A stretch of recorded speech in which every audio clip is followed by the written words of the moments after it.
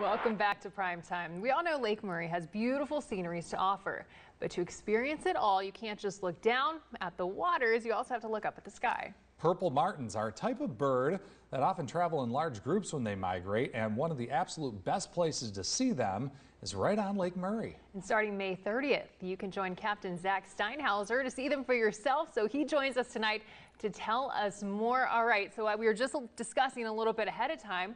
For those who haven't seen them in person, what is a purple martin? What can you expect? Well, it's definitely not a blue marlin, which is what everybody tells me to take them and go see. I always tell them we got to take a boat off the coast and they got to pay for gas and beer. No, a purple martin is it's a songbird. It's this tiny little, essentially purple bird. And they're all flying around. They look very much like fighter jets. They're in the swallow family, so those birds you see nesting under the bridges and overpasses. And they're just absolutely gorgeous. They just fly around singing this like beautiful metallic song to it. And all the males that just have this dark purple coloration to them. It's really just something spectacular. Wow, and it's the way that they travel in a total pack and move in incredible formations. I think that just kind of adds to the mystique. Oh, absolutely. Yeah. And we're so fortunate here in the Midlands on Lake Murray, we get Baum Island, which is kind of their summer playground, if you will. And after they're done nesting, they all head out to Baum Island and spend each night there roosting and sleeping in the trees. And then every morning they wake up, take off, just spend the day feeding, just getting super fat on insects in preparation for their migration back to South America.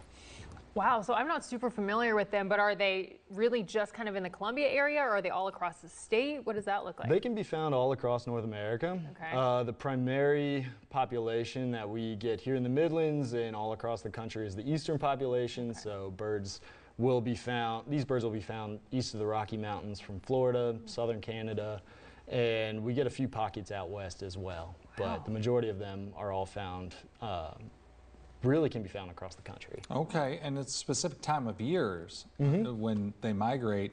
And there's different ways that you can view them, at least here locally. Give us an idea of how, if people want to enjoy the purple martins, how they can do it. Absolutely. So in the springtime, as martins are migrating and arriving here in the States, best way to view them locally is at a nesting colony. So if you've ever been driving out in the country, you've seen houses with just like these giant bird condos or tons of gourds strung up around their fields.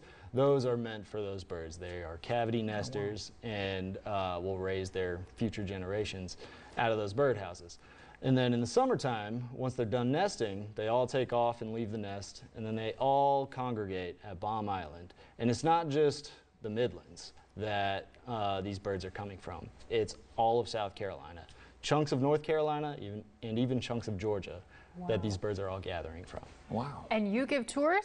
That is true. So tell us a little bit about that. Yes, so I have been running tours on Lake Murray specifically to go see the purple martins for about 8 years now. And we go out to this particular island called Baum Island, and because it's such a fun place to be, it's the bomb. I'm just kidding. It's back from World War II days. But no, during the summer months, martins will gather by the hundreds of thousands, peaking at the end of July somewhere in the 500,000 range. And everybody, it kind of just was the local thing to do. If you had a boat and if you had a friend with a boat, you'd all just go out and hang out and just watch the birds and watch the sunset.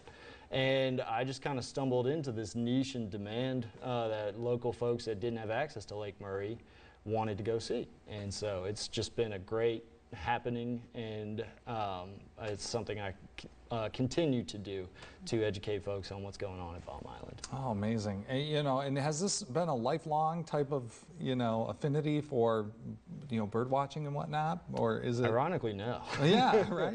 No, yeah, I grew up in this area. Sure. I always went to see the purple martins, but it wasn't until I had learned about their specific conservation needs, as this species only nests in birdhouses.